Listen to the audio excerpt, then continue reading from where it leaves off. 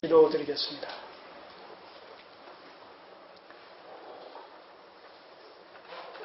아버지 하나님의 신명막측하신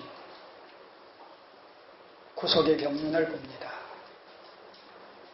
세상 역사를, 만사와 만물을 기뻐하시는 뜻 가운데 주관하심으로 하나님의 거룩하신 구속의 역사를 전개시켜 나가시는 신명막측하신 하나님의 손길을 봅니다. 우리가 오늘부터 시작되어지는 이 룻기서를 통해서 하나님의 살아계심과 역사를 주관하심과 하나님의 약속의 말씀을 적극 성취시켜 나가시는 그 하나님의 살아계신 손길을 보게 하여 주시옵소서. 오늘도 그 하나님께서 동일하게 살아계셔서 남은 구속사를 집행시켜 나가시며 그 과정에서 우리의 인생사를 하나의 도구로 선용하신다는 사실을 목격하게 하시고 그 하나님 앞에 우리의 모든 인생 여정길을 전심으로 의탁할 수 있는 섭리 의존적인 신앙관을 확립할 수 있는 계기가 또한 되게 하여 주시옵소서. 예수님의 이름으로 기도드립니다. 아멘. 오늘 이 14절까지의 내용을 통해서 언약적 심판과 회복이라는 이런 제목으로 살펴보면서 가능하면 1장 전체를 개괄할 수 있도록 하겠습니다. 자, 우리가 지난주까지 사사기서 21장을 다 마치고 이제 오늘 룻기서에 들어왔습니다. 저는 이 룻기서를 대할 때마다 수십 년 전에 그 과거사가 떠오릅니다. 제가 처음 그 주님을 영접했을 때에 그때 영국에서 오신 그 선교사님이 수요일 저녁에 이 룻기서를 강해하던 그런 그 시간이 지금도 회상이 됩니다. 그때만 해도 제가 직장생활을 하던 때였기 때문에 부지런히 일과를 정리하고 서둘러서 노량진에 있는 모 예배당에 이렇게 달려갔습니다. 그날도 어김없이 룻기서를 그 노 선교사님이 강론을 하고 있는데 그렇게 그 말씀이 좀 제 심령 속에 강력하게 이렇게 인쳐질 수가 없었어요. 그러면서 동시에 어떻게 저 룻기서의 말씀을 저렇게 저자의 심정을 따라 하나님의 그 의중을 쫓아서 해석을 할까, 강론을 할까. 참 대단하다. 나도 할 수만 있으면 이 성경 말씀을 저렇게 저 선교사님처럼 강론할 수 있었으면 좋겠다. 그렇게 이제 사모하는 심정을 갖고 있었어요. 그 이후에 계속해서 그 교회 속에서 교사 역할을 하면서 이 룻기서를 제 나름대로 여러 책들을 참고하면서 이렇게 강해를 하면서 그 강론한 글들을 물된 동산이라고, 제가 지금 기억하기는 물된 동산이라는 제목으로 그 격월지를 이렇게 출간을 하고 있었는데, 교회에서 거기에 이 룻기서를 한 2장 정도까지인가를 실었던 그런 기억도 납니다. 어쨌든 이 룻기서에 대해서는 아주 이렇게 잔잔하고 애잔하고 아름다운 이런 추억거리가 남겨 있는데, 시간이 흐른 다음에 봤을 때 그때 그렇게 제 나름대로 소리 없이 심정적으로만 소망을 했었던 것인데, 그것이 오늘날 이렇게 주님 앞에 말씀의 수종자로 부름을 받고 여러분들과 더불어서 다시 또 룻기서를 이렇게 강론을 할 줄이야 일찍이 알지는 못했었지요. 어쨌든 하나님의 그 선하신 손길이 작용을 하면서 우리가 알든 모르든 하나님은 하나님께서 기뻐하시는 뜻 가운데 우리의 생애를 선히 인도해 가신다는 사실을 다시 한번 확증을 하게 됩니다. 자, 룻기서는 우리가 아시는 대로 사사기서와 사무엘서 사이를 이어주는 징검다리 역할을 하고 있습니다. 이 성경에 대한 어떤 그 구성이라는 측면에서 봤을 때 말입니다. 그리고 이것은 단순하게 사사기서와 사무엘서 중간에 룻기서가 아무런 의미도 없이 그렇게 편집되어 들어가 있는 것이 아니라 여기에는 상당한 의도성이 그 스토리의 전개상 담겨 있는 것을 보게 됩니다. 무슨 말인고 하니 우리는 사사기서를 통해서 부단히 어떤 사실에 대해서 사사기서 저자가 독자들에게 끊임없이 호소하고 강조하고 그 다음에 드러내는 이런 내용을 살펴봤습니까? 바로 왕이 없음으로 말미암아 이스라엘 백성들이 각자가 자기 소견에 좋을 대로 옳은 대로 행동을 했고 그 결과는 어떻게 됐어요? 하나님 앞에 칭찬받을 만했어요? 아니면 책망받을 만한 것이었어요? 후자였단 말입니다. 정치적으로, 종교적으로, 사회적으로 우상 숭배가 만연하고 그러므로 말미암아 혼합주의 신앙이 팽배되어 있고 사회적으로는 도덕적으로 윤리적으로 타락의 극치를 치닫고 있던 이런 그 모습들을 우리가 사사기서를 통해서 계속 살펴봤습니다.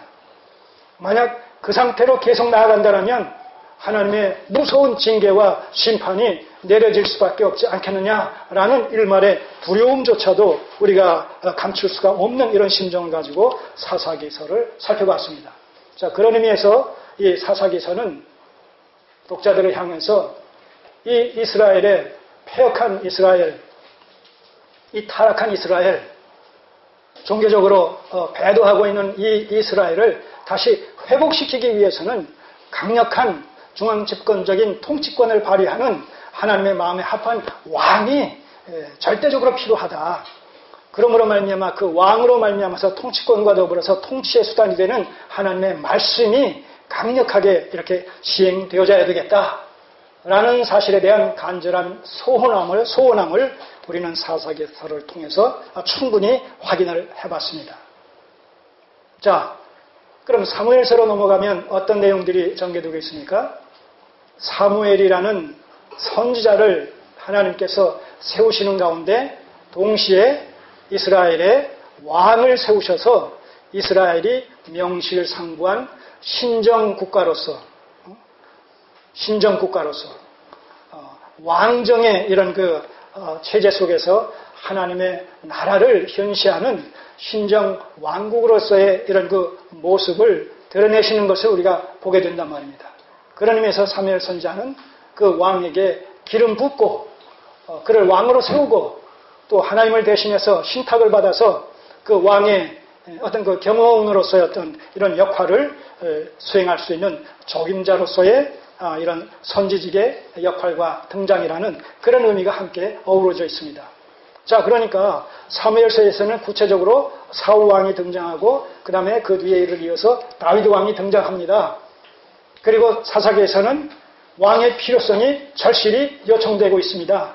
자, 이 둘 사이에 룻기서가 끼어 있습니다. 자, 그러니까 룻기서는 이제 그 주제가 뭐겠어요? 중심 주제가 바로 하나님의 마음에 합한 왕의 출현을 통해서 이제 몰락해가는 이스라엘을 다시 회복시키시고자 하시는 이런 의도가 이 룻기서에 깃들어 있다라는 사실을 우리가 알 수 있지 않겠습니까? 그리고 왕의 어떤 시사, 여기서는 왕의 필요성을 시사하는가 하면 그런 의미에서 사무엘서에서는 왕이 이제 등장을 하게 되는 것으로 말미암아 룻기서에서는 사사기에서 왕의 필요성이 여기서는 가시적으로 왕이 지목되고 있는 것이죠. 누가 하나님의 마음에 합한 왕이겠구나 하면서 왕을 시사합니다. 여기서는 왕의 필요성을 강조하고 여기서는 그 왕이 누구인지를 암시적으로 계보를 통해서 시사합니다. 그리고 시사했던 그 왕이 사무엘서에서는 이제 현실적으로 등장을 합니다. 이런 일련의 스토리의 전개가 진행되어지고 있는 그 과정의 역할을 하고 있는 것이 룻기서다라는 사실을 우리가 문맥을 통해서 이제 먼저 확인을 할 필요가 있다는 겁니다. 자, 이렇게 돼야지, 이런 맥락 속에서 접근을 해야지, 그렇지 않게 되면 룻기서를 완전히 윤리 도덕적인 차원에서 이제 접근을 한단 말입니다.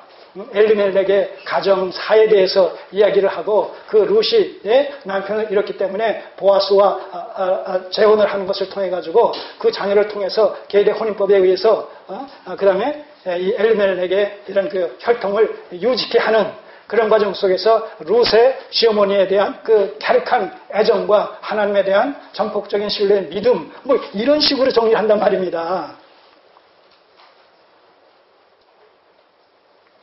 그러니까 내막을 알지 못한 상태에서 좀 이런 식으로 해석을 하고 정리를 하게 되면 참으로 은혜로운 또한 설교가 될 수도 있죠. 그게 아니란 말입니다. 본질이.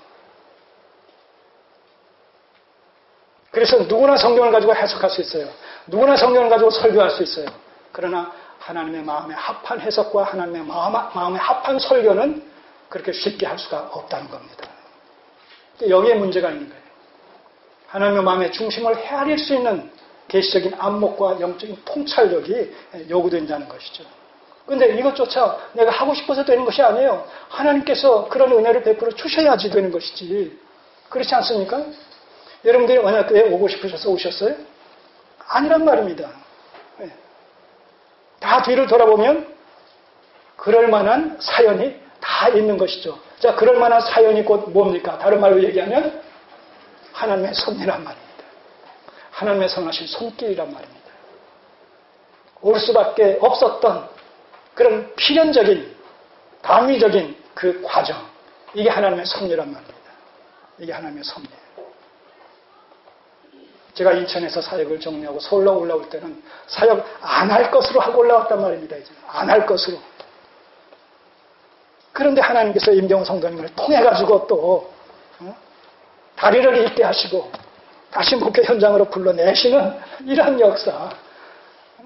전혀 사전에 어떤 조율도 없었고 계획도 없었고 그렇게 호련히 훌쩍 떠나온 저였는데, 그래서 이번 주에는 이 교회, 다음 주에는 저 교회로 이렇게 교회를 순방하면서 어떻게 해야 될까 앞으로의 신앙생활을 이루고 있던 참에 성도님을 통해 가지고 또 다리를 놓고 그렇게 해서 일산의 모 교회에 들어갔고, 그래서 거기서 또 그냥 성도님 가정을 또 만나게 되고 참 그러다가 거기서 또 이제 언약교회를 개척하게 되고 여기까지 오는 과정 속에서 인천에서 함께 또 섬겼던 또 우리 한창년 형제님 가정을 또 이쪽으로 또 오게 하시고 그런 다 나름대로의 사연이 있단 말입니다. 그 사연이.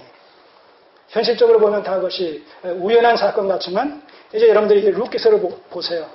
마침 그때에 우연히 그가 베들레헴에 내려오므로 이런 표현들이 많이 있어요.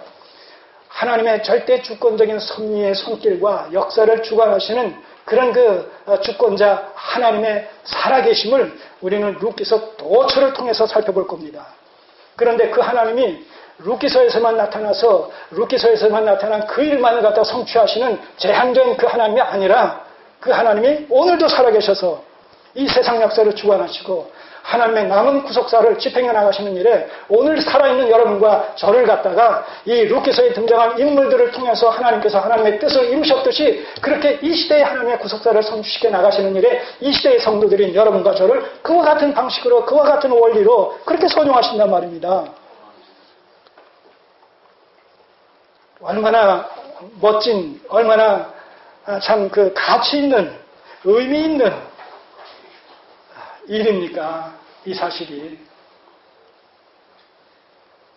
여러분, 하나님과 관계 없는 것은 다 사라져요. 다 소멸되어져요. 근데 하나님과 관계 있는 모든 일들은 영원하고 영속적으로 남게 된단 말입니다. 하나님이 영원하시고 하나님이 영속적인 분이시기 때문에.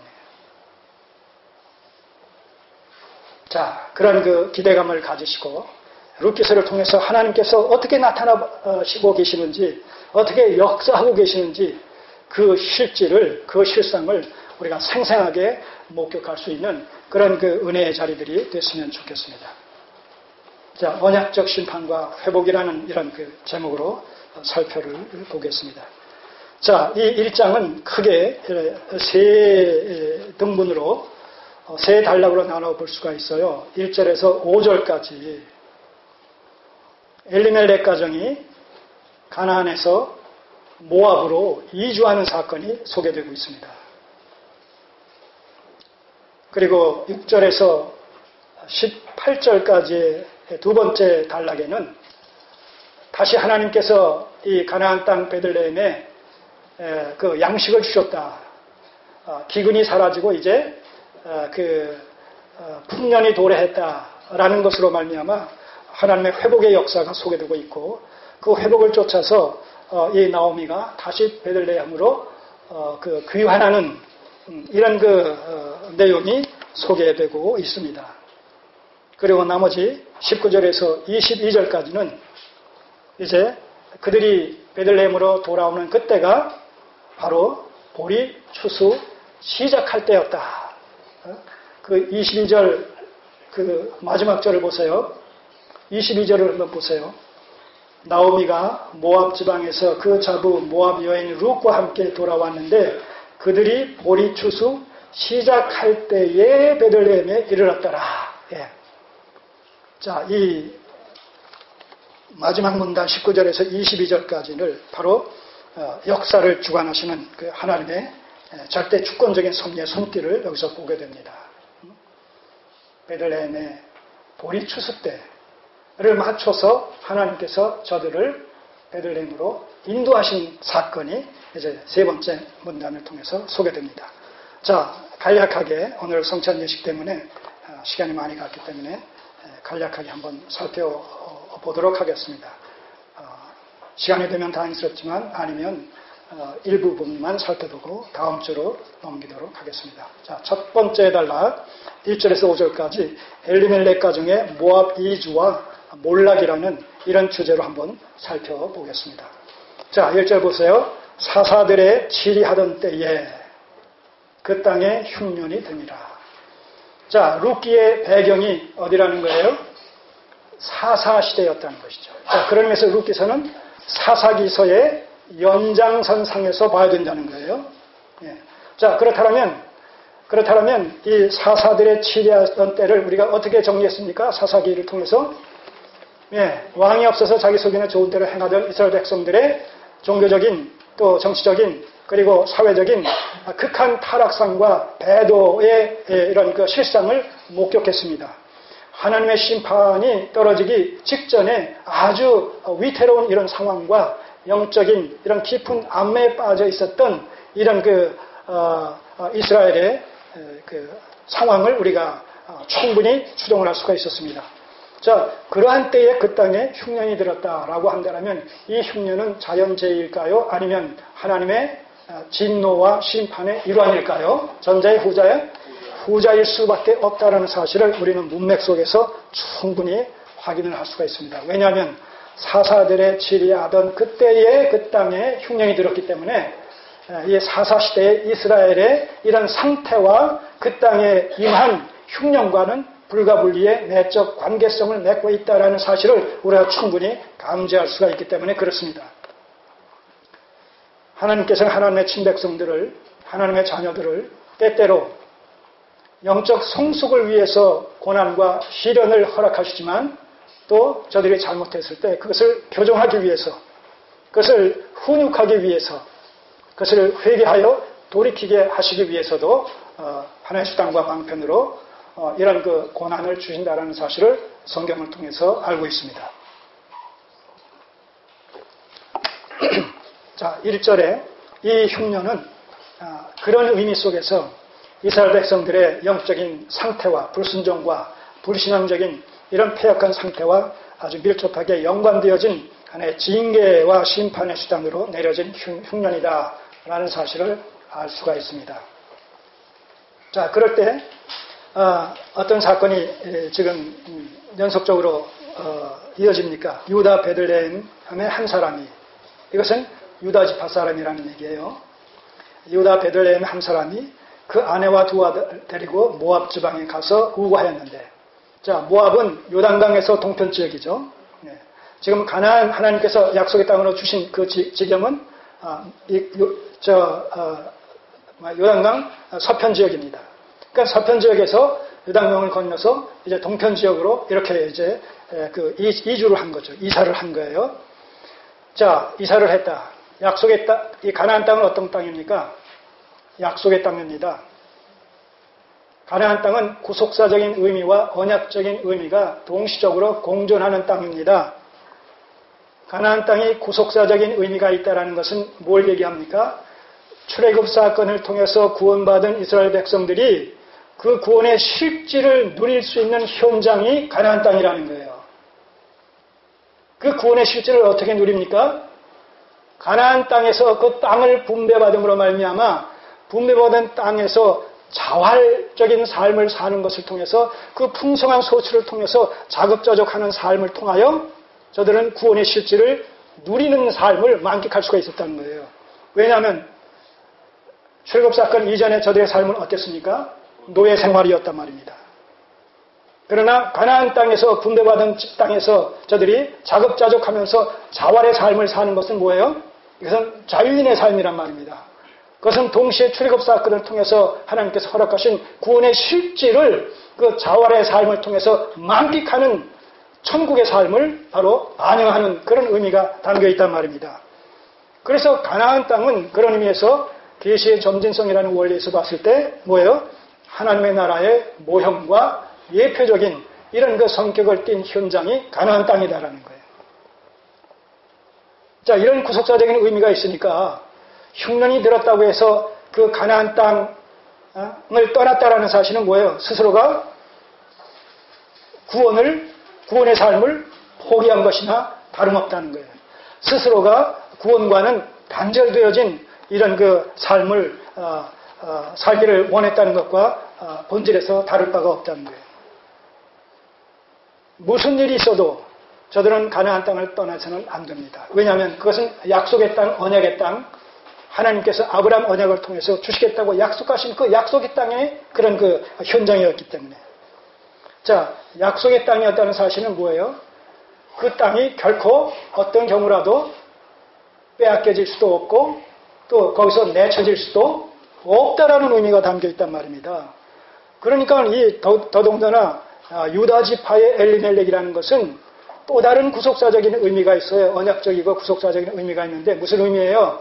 바로 창세기 49장에서 야곱의 유언을 통해서 그 축복을 했을 때 12아들들에게 넷째 아들 유다에게 주신 그 축복의 내용이 뭡니까? 예언적인 축복의 내용이 유다 가문에서 홀이 왕권이 유다를 통해서 하나님께서 세우시는 왕이 유다 지파를 통해서 주어질 것과 그 홀이 영원히 그 계승되어질 것에 대해서 이미 예언적으로 그 복을 주고 계시단 말입니다. 자, 그러니까 이 유다 지파 사람들은 누군지는 모르겠지만 어떤 그 유다 지파를 통해서 하나님께서 세우신 왕이 주어질 수 있는 그런 그 계보요, 그런 혈통이기 때문에 더더욱 하나님의 언약을 붙들고 무슨 일이 있어도 가나안 땅을 벗어나서는 안 될 것이란 말입니다. 그럼에도 불구하고 다른 지파 사람도 아닌 유다 지파 사람 엘리멜렉이 가족들을 인솔해서 이 흉년을 빌미 삼아 이제 가나안 땅을 떠나서 이방인의 땅 모압 지역으로 옮겼다는 것은 스스로가 그 불순종과 어떤 불신앙적인 이런 그 태도요, 하나님의 왕권이 유다 지파를 통해서 계승되어진다라고 한다는 측면에서 봤을 때는 엄청난 이런 그 사건이 아닐 수가 없습니다. 왜냐하면 자칫 잘못하면 뭐예요? 그런 그 왕권의 계보가 단절될 수도 있는 이런 위험성도 배제할 수가 없기 때문에 그렇다는 거예요.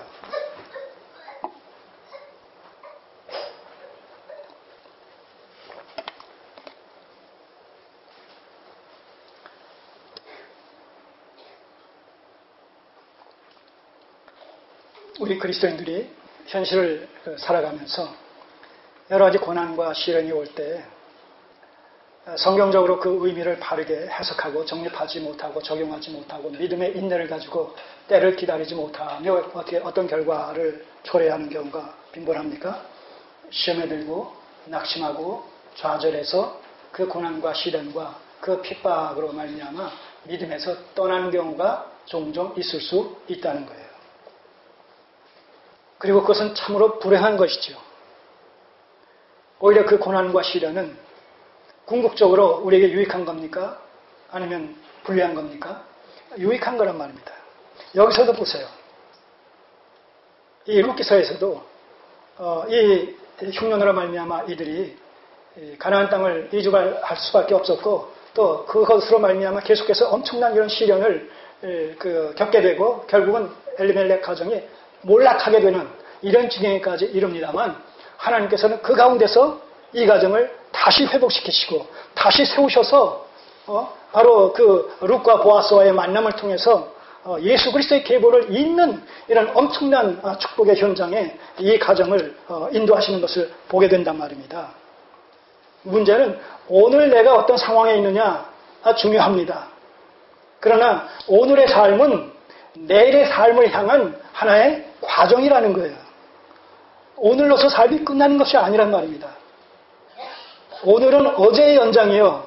내일을 향한 이런 기대감 속에서 살아가는 날이 오늘이란 말입니다. 그래서 오늘 우리가 어떤 경우에 있든 하나님은 이 오늘이라는 날을 선용하셔서 내일이라는 날을 통해서 하나님의 뜻을 또한 이루어 가신단 말입니다. 그래서 오늘 우리는 오늘을 살아가면서 내일을 전망을 하고 또 어제를 교훈 삼아서 계속 미래지향적인 긍정적 사고를 가지고 살아가야 되는 것이죠. 우리 그리스도인들은 정말 긍정적 사고를 가져야 됩니다. 왜냐하면 종말론적인 관점에서 우리의 미래는 이미 교회의 승리라는 이런 그 사건을 통해서 이미 보장된 것이기 때문에 오늘 우리가 어떤 어려운 지경에 있을지라도 이것을 우리는 극복해야 되고 감당해야 될 이런 그 고난과 시련이지 회피해 가야 될 것이 아니란 말입니다. 하나님께서 하나님의 백성들에게 주시는 고난과 시련은 그것이 어떤 형태, 어떤 성격의 것이라 할지라도 거기에는 필요곡절이라 의미가 있단 말입니다. 이유가 있단 말입니다. 그리고 그것은 궁극적으로 선한 목적을 갖고 있단 말입니다. 이런 사실들을 우리가 성경을 통해서 확신하고 확증함으로 말미암아 오늘 현실 속에서 우리가 그런 것을 부딪힐 때에 우리는 같은 심정을 가지고 성경을 통해서 하나님께서 저자가 원하고 있는 그 원리를 쫓아 우리는 현실을 뭔가 해석하고 극복해 나가야 될 이런 지혜가 필요하다는 것이죠. 자, 이런 일들을 우리가 계속해서 목격하게 되는 거예요. 자, 그래서 모압으로 갔어요. 이것은 자기의 자신들의 어떤 의지를 가지고 갔을 겁니다. 현실을 도피해서 아브라함이 가나안 땅에 들어갔지만 믿음으로 들어갔지만 그도 거기서 기근을 만났을 때에 어떻게 했어요? 애굽으로 생명의 보존을 위해서 내려간 이런 사실들을 우리가 보게 됩니다. 우리 그리스도인들의 신앙 여정길에 이런 그 실수와 실패라는 것이 항상 있을 수 있어요. 우리의 신앙 여정을 하나의 그 그래프로 그린다라면 이런 굴곡진 이런 그 그래프가 누구에게나 작성이 될 겁니다. 중요한 것은 이 굴곡이 오르락내리락 하는 것이 심하다, 안 심하다, 높다, 낮다 이런 것이 중요한 것이 아니라 그런 것을 우리가 선용함으로 말미암아 하나님과의 관계를 더욱 심화시키는 일에 하나의 수단과 방편으로 우리가 그것을 사용해야 된다는 것이죠. 고난을 부정적으로 보게 되면 그것은 우리를 넘어뜨리는 것이 되어질 수 있어요. 그러나 고난을 긍정적으로 보게 되면 오히려 우리를 세우는 일에 그것이 큰 유익이 되어진다는 사실의 교훈을 또한 받게 된다는 것이죠. 고난이 유익이라 이로 말미암아 어떻게 됐다고요? 주의 율례를 배우게 됐다는 거예요. 이 고난을 통해서 우리는 인내를 배우게 됩니다. 여러분, 고난이 없으면 인내를 배울 수가 없어요. 고난이 있어야 참게 되는 것이죠. 고난이 없으면 참고 자시고 할 것이 없잖아요. 고난을 통해서 믿음의 인내를 배운단 말입니다. 그래서 온전하고 구비하여 조금 더 부족함이 없게 하시는 신앙 성숙의 수단과 방편이 고난이란 말입니다. 그러니 성경에서 얘기하고 있는 고난은 긍정적이에요, 부정적이에요? 예, 긍정적일 수밖에 없고 긍정적입니다. 그래서 고난받은 자와 고난받지 않은 자의 차이라는 것은 겉으로 봤을 때 아무것도 아니지만 내막적으로 보게 되면, 영적으로 보게 되면, 질적으로 보게 되면 엄청난 신앙의 어떤 차별성을 가져오게 하는 결정적인 요소가 바로 이 고난과 시련을 어떻게 이해했고 어떻게 소화시켰고 어떻게 극복했느냐의 그 여부가 그의 신앙 성장과 성숙의 어떤 척도가 되어진단 말입니다.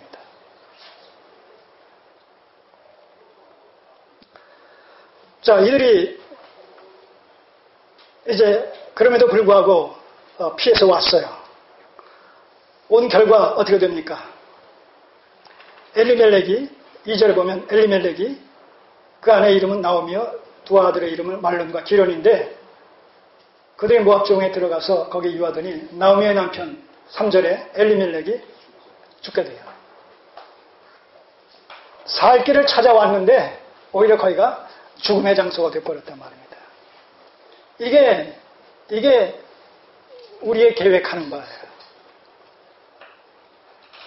어떤 길이 사람 보기에는 바르나 필경은 사망에 이른다. 자, 가나안 땅에 흉년이 들었어요. 상식적으로 흉년이 들었으니까 풍성한 지역을 향해서 이주하는 것은 어떻게 보면 당연지사예요. 그래서 살 길을 찾아왔어요. 근데 결과는 어떻게 됐어요? 죽었단 말이에요. 참으로 아까도 우리가 이 반전과 어떤 역설의 원리에 대해서 얘기했지만 기독교 신앙의 원리 중에 하나가 뭐예요? 죽고자 하는 자는 살고 살고자 하는 자는 죽는단 말입니다. 약속의 땅에서 흉년이 들었어요. 여기가 약속의 땅이니까 하나님께서 여기까지 인도하셨으니까 흉년 앞에서 죽을 수밖에 없다면 죽겠나이다. 그 죽음의 결과는 결국 하나님 나라에 갈 테니까 이래도 가고 저래도 갈 테니까 여기 와서 흉년을 통해 가지고 저를 데려가신다면 도리 없지요. 여기가 약속의 땅이니까 이 흉년 앞에서 지혜롭게 대처해가면서 여기를 떠나지 않겠나이다. 라고 한다면 얼마 후에 그 흉년도 또 사라질 수가 있지 않겠습니까? 그런데 이 사람은 약삭빠르게 이성적인 판단을 했는지 모르겠어요. 흉년을 피해서 살 길을 찾아서 요단강을 건너 아마 모압 지방으로 이주했지만 이주한 지 얼마가 되는지 모르지만 거기서 엘리멜렉은 급기야 죽었단 말이죠. 자, 이것도 우리는 그 문맥 속에서 봤을 때 일종의 하나님의 어떤 징계일 수 있다라는 사실을 우리가 배제할 수가 없지 않습니까? 자, 그런가 하면 두 아들들이 계속 사는 가운데 어떤 일이 일어났어요? 모압 여인 오르바와 룻과의 결혼을 있었던 사실을 여기서 보게 되죠. 자, 모압 여인. 성경에서 모압 여인은 암몬과 암몬이라는 나라와 모압이라는 나라는 뭐예요? 롯이 소돔과 고모라 성이 멸망한 이후에 롯과 그 두 딸이 거기서 이제 살아서 탈출을 하게 되는데 그 두 딸이 이제 인구를 번성시켜야 되겠다라는 그러한 그 이기적인 생각을 가지고 자기 아버지를 술 취하게 한 다음에 서로가 이 성적인 관계를 맺음으로 말미암아 태어난 이런 그 자손과 그 후손들이 누구예요? 모압과 암몬 자손이란 말입니다. 그래서 신명기서에 보게 되면 그런 얘기 있어요. 이 모압과 암몬 자손들은 이스라엘 총회에 들이지 말라 이런 얘기가 있어요. 물론 이것은 민족 간의 연합이라는 관점입니다. 개개인의 관점에서 받아들이지 말라라는 것이 아니라 민족 간의 연합이라는 이런 측면에서 저들을 수용하지 말라. 그렇게 우리는 해석할 수밖에 없는 것이 이 모압 여인 룻이 지금 어떻게 됐어요? 하나님의 백성으로 이스라엘의 일원으로 받아들여집니까? 안 집니까? 받아들여진단 말입니다. 그러니까 그 이스라엘 총회에 들이지 말라는 것은 개인적인 문제가 아니라 집단적이고 그다음에 민족적인 차원에서 서로가 연합하지 말라. 아마 그런 의미에서 우리가 해석을 하는 것이 이 문제를 해결하고 극복할 수 있는 그런 관점이 아닌가 그런 생각을 해보게 됩니다. 어쨌든 결혼을 했어요. 모압 여인들과. 그런데 결혼하고 나서 어떤 일이 일어났습니까? 결혼해서 한 10년이 지난 즈음에 이 말론과 기련이라는 이 두 아들 또한 죽어버리게 돼요. 그러니 졸지에 지금 누구만 남았어요?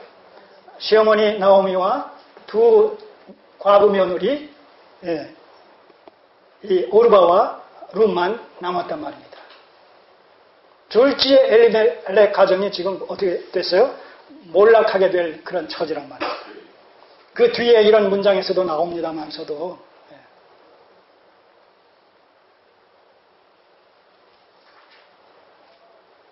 하나님께서 율법을 통해서 주신 그 계대 혼인법, 수혼법, 형이 죽으면 뭐예요? 이 동생과 형수가 결혼함으로 말미암아 자녀를 낳게 되면 그것을 형의 이런 그 혈통을 잇는 있게 하는 그래서 그 한 가족이 멸절되지 않게 하는 그런 그 하나의 수단과 방편으로 계대 혼인법이라는 수혼법이라는 그런 그 규례를 주셨단 말입니다. 그런데 지금 어떤 상황이에요? 이 며느리가 두 며느리가 결혼을 하려면 시어머니가 자녀를 낳아서 이게 장성을 해가지고 그래서 결혼을 해야 될 그런 상황인데 이 시어머니도 지금 나이 들었단 말입니다. 그럼 지금 결혼해가지고 아이 낳는다고 해서 그 아이가 장성한 후에 결혼을 한다면 이건 뭐 이론적으로는 가능하지만 현실적으로는 불가능하단 말입니다. 그러니까 어떻게 얘기를 해요? 가라. 너의 어미의 집으로 가라. 네가 난 곳으로 가라. 고향으로 돌아가라. 그런 얘기를 하는 것 아니겠습니까? 이런 상황 속에서 이제 그런 그 큰 동서 오르반은 돌아가고 이제 작은 동서 룻은 남게 되는 이런 일들이 계속해서 이어집니다. 자, 이 과정 속에서 두 번째 단락이 시작되어지는 부분이 6절입니다.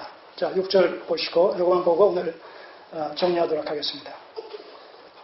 자, 그가 모압 지방에 있어서 여호와께서 자기 백성을 권고하사 그들에게 양식을 주셨다 함을 들었으므로 이에 두 자부와 함께 일어나 모압 지방에서 돌아오려 하여. 우리가 하나님을 섬기는 일은 좀 미련한 듯 섬겨야 돼요. 똑똑한 듯 섬기게 되면 불가피하게 우리의 이성이 발동하게 돼요. 저는 미련합니다라는 생각을 가져야지 자기 포기와 자기 부인이 되어져요. 그 자기 포기와 자기 부인이 되어지는 바로 그곳을 하나님의 계시가 채우게 돼 있어요. 그래서 똑똑한 사람은 참 하나님 믿기 그렇게 수월하지가 않아요. 물론 믿기 시작하면 그 똑똑한 것이 도움이 될 수도 있어요. 그러나 고린도전서 1장 내용을 보게 되면 하나님을 믿는 사람들이 어떤 사람들이라고 되어 있어요?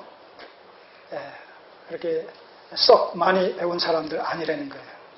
권세 있는 사람들 아니라는 거예요. 재물 있는 사람들 아니라는 거예요. 왜냐하면 그런 사람들은 현실을 살아가면서 누구의 도움을 받을 필요가 현실적으로 사실 없어요. 현실적으로도 거의 없어요. 하나님의 도우심을 구해야 될 필요성을 거의 느끼지 못한단 말입니다. 어떤 이런 것들이, 이런 현실적인 문제가 신앙의 문제와도 100% 일치는 안 돼도 상당한 부분에서 서로가 상응하는 이런 부분이 없지 않은 것입니다. 자, 이 엘리멜렉 가정은 이 기근 앞에서 현실적인 이런 문제를 계시적인 통찰력을 가지고 직시하고 해석하고 그래서 적용시킨 것이 아니라 순간적인 어떤 이성적인 사고를 통해서 그 현실을 뭔가 도피하고자 하는 그런 생각으로 모압 지방으로 이주를 했단 말입니다. 결과는 어떻게 됐어요? 결과는 오히려 자기의 생각대로 되어진 것이 아니라 어떻게 보면 하나님의 뜻대로 되어진 것이다. 하나님의 심판과 징계를 받음으로 말미암아 그 가족이 몰락 직전에 이르렀단 말입니다.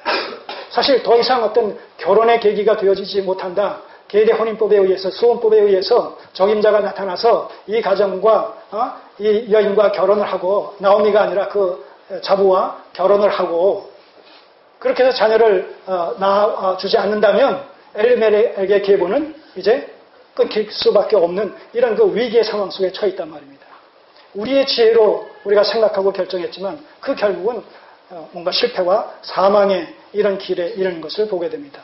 그러나 현실적으로 우리가 많은 손해를 볼 수 있을지 모르지만 그리고 어리석다는 그런 판단을 받을 수 있을지 모르지만 그것이 하나님께서 원하시는 것이다 라고 했을 때 그 모든 손해와 불이익을 감수하고 하나님의 뜻 가운데서 그것을 붙들고 있다면 시간이 지났을 때 그것이 옳았다라는 사실을 우리는 깨닫게 된다는 것이죠.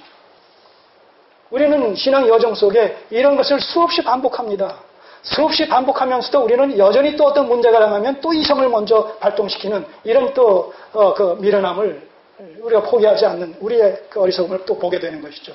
자꾸 우리가 그런 것을 경험할수록 우리가 믿음 안에서 성숙해 간다는 것은 자꾸 자기를 부인하고 포기하고 그 포기되고 부인된 부분에 하나님의 것으로 채우는 이런 부분이 얼마나 점점 많아지느냐, 이것이 신앙의 성숙의 바로미터다, 척도다, 이렇게 생각해 볼 수가 있어요.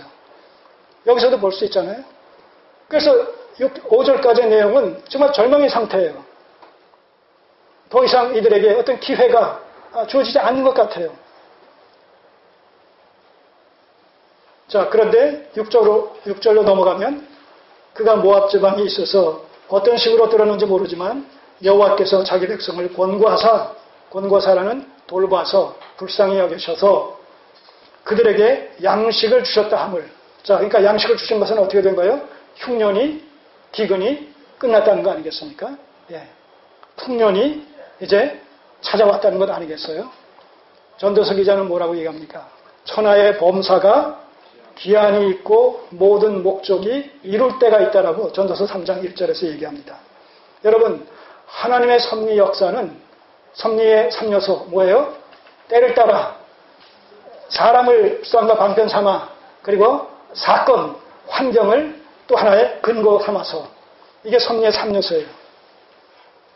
그래서 하나님의 역사가 세상 역사를 방편 삼아 진행되어질 때 언제나 때를 따라서요. 때를 따라. 그래서 아까 초도에도 말씀드렸듯이 지금 내 앞에 어떤 고난이 닥쳐 있다라고 했을 때 이 고난이 계속 있는 것이 아니에요. 계속 있는 것이.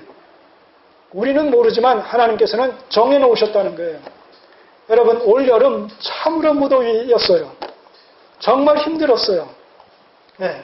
다 이렇게 건강하게 살아계시니까 정말 하나님의 은혜가 감사합니다만, 네. 자, 계속 이어질 것 같던 이 폭염이 요즘 어때요? 최근에 2, 3일 전부터 아침 저녁 성선에서 혼입을 덮고서는 도저히 안 되겠고, 그래서 이제 두꺼운 이불을 덮어야 되는 이런 상황이 찾아왔단 말입니다. 이 계절의 어떤 순환이라는 것은, 자연의 법칙이라는 것은 거짓이 없단 말입니다. 왜요? 하나님께서 정해놓으신 것이기 때문에. 다 때가 있는 거예요. 그 때가 돌아올 때까지 뭐예요? 믿음의 인내를 가지고 기다리는 것이죠. 그 기다림이 막연한 기다림이 아니란 말입니다. 이것을 하나님께서 선하신 뜻 가운데 또 지나가게 하실 것이다. 이 고난을 통해서 나에게 어떤 교훈을 주시기 위해서 주시는 것일 것이다. 자, 그런 긍정적인 의미를 가지고 고난 속에 담겨진 하나님의 본의를 깨닫게 될 때에 그것이 나의 믿음의 성장의 하나의 뭐예요? 그 밑거름이 되어진단 말이죠. 이 나오미의 삶을 보면서 이 엘리멜렉의 잘못된 결정을 통해서 그들이 지금 경험하고 있는 그런 이 가정사의 이런 비참함, 이 비극적인 상황이 그의 하나님을 알아가는 지혜와 지식에서 얼마나 많은 플러스 요인으로 작용하고 있는지를 갖다가 우리는 계속 발견하게 될 겁니다. 자, 여기서도 보세요. 모압 땅에 다시 풍년이 왔다라고 했을 때 이 나오미 입장에서는 쉽게 그걸로 돌아갈 것을 결정할 수 있어요, 없어요? 예? 우리들이라면 쉽게 결정하기 힘들 겁니다. 왜냐하면 나올 때는요, 이들은 유다 지파에서는 아주 영향력을 끼칠 수 있는 그런 유명한 자들로, 유력자들로 그렇게 살았어요. 많은 재산을 정리해서 그렇게 지금 나왔단 말입니다. 그 뒤에 이제 내용들을 보게 되면. 그런데 정작 그 모든 것들을 다 잃었단 말입니다. 그러니까 돌아갔을 때, 아유, 이게 나오미 아니야? 어떻게 나오미가 이럴 수가 있어? 이럴 정도로, 그렇게 이뻤었고, 그렇게 당당했었고, 그랬던 그 여인이 아주 몰골이 흉한 모습으로 이렇게 찾아왔을 때 사람들이 잘 알아보지 못할 정도로 그렇게 이야기를 했을 때 나오미가, 그래, 나를 갖다가 그렇게 긍정적으로 보지 말고, 부정적으로 봐달라. 나는 그렇게 아름답게 긍정적으로 나갔는데, 잘 살겠다고 나갔는데, 결국은 이 모양이 돼서 돌아왔다 하면서 그 사실을 인정하는 이런 내용들이 그 뒤에 나온단 말입니다. 자, 이런 것을 통해서 고향으로 돌아가기가, 크게 성공한 상태에서는 고향으로 돌아가기가 어려운데, 실패한 모습으로 고향을 찾아간다는 것은 정말 굉장히 힘듭니다. 이 자존심 내려놓지 않고서는 참 이거 가능하지 않습니다.